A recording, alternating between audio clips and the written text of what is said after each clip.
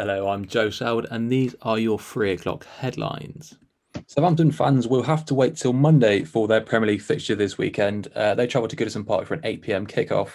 I'm joined here by Matt Davey ahead of the closer games. Matt, we got a Premier League fixture tomorrow. It's a top four clash as well as a potential 6-pointer. Yes, Joe, that's right. Tomorrow, Manchester City take on fourth place West Ham as Pep Guardiola's side look to maintain their dominance at the top of the table. But tomorrow also sees West Bromwich Albion take on Brighton and Hove Albion. Sam Allardyce looks to maintain his impressive managerial record in the Premier League. And Sunday's fixture is also looking intriguing as well, with things heating up towards the bottom of the table. Can you tell us a bit more? Yep, so if Fulham can beat Crystal Palace on Sunday, then they can go level on points with 17th place Newcastle if the Magpies lose to Wolves. And also Chelsea take on Manchester United as they look to make their way into the top four. Thank you very much, Matt. Manchester United will travel to Italy when they take on AC Milan in the tie of the round. Henry Buxton has the latest with fates of all the other sides from the Europa League draw.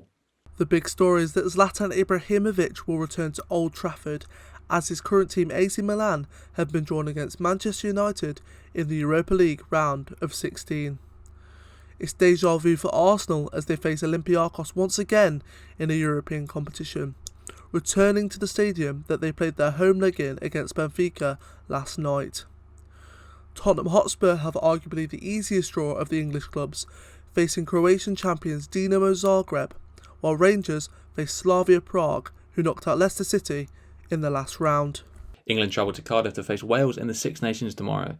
The visitors' task will be made even more challenging as Courtney Lawes has been ruled out for the rest of the tournament after suffering a pectoral injury.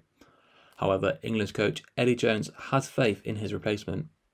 If it's not Courtney, we have more of a work rate 6, which is Mark Wilson. So a lot of good defence, a lot of good clean outs. Yeah, to be a bit of a glue player for the team. Cricket now. England women won their first overseas tour following the outbreak of COVID-19. They beat New Zealand by 7 wickets to claim the series. However, the men lost by 10 wickets in the shortest test match since 1935. England boss Chris Silverwood believes his side could not have done much more. India ultimately played better than us on that surface, but it probably pushed us to the extremes of what most of our players, if any, have experienced. Listen, we'll be talking about certain things behind the scenes, obviously, as you probably know. But at the same time, I can imagine. I mean, from my point of view now, it's heading to the next game, and how do we sort of make amends and make sure that we come out fighting for the next one and hopefully draw the series. The 7th season of Formula E has started today, but in a country where a lot of people wouldn't dare visit.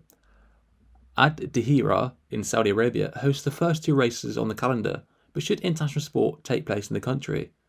Journalist Hazel Southwell believes that sport is a way of helping the country to get over the stereotypical image of it. Essentially, Saudi Arabia has been living in lockdown, very much like the COVID lockdown, for 4 decades. There had never been mixed events where people of the same sex could sit in the same grandstand. A lot of the people here talk about it as like this big, huge moment, like seeing the first concerts of that sort was this kind of fall of the Berlin Wall moment. With just 1 month to go until the Formula 1 season starts again, Ronan Trigoning has found out how the pandemic continues to affect the sport.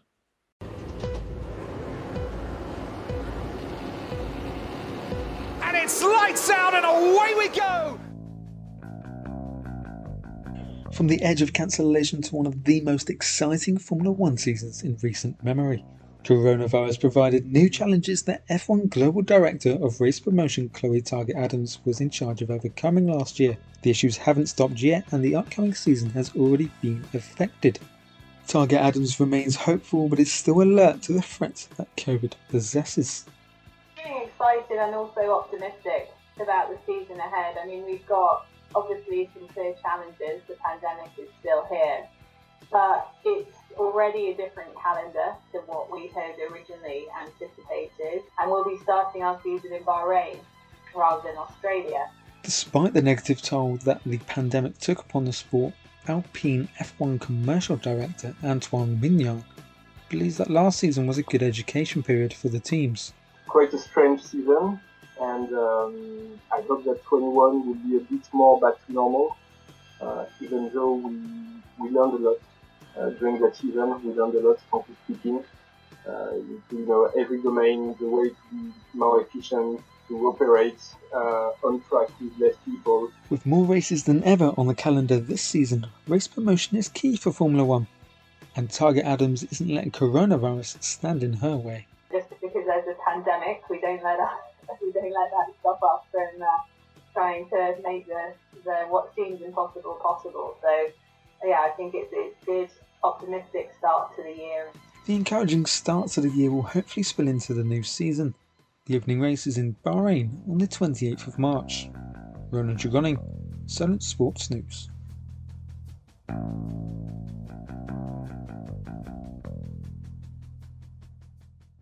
British amateur golfer Jack Dyer had come second in the South African Amateur Championships. Dyer is eyeing a move to turning professional following his highest place result to date. That's all from us now. I'll be back in an hour. Remember, you can keep up to date on our website, solentjournalism.co.uk.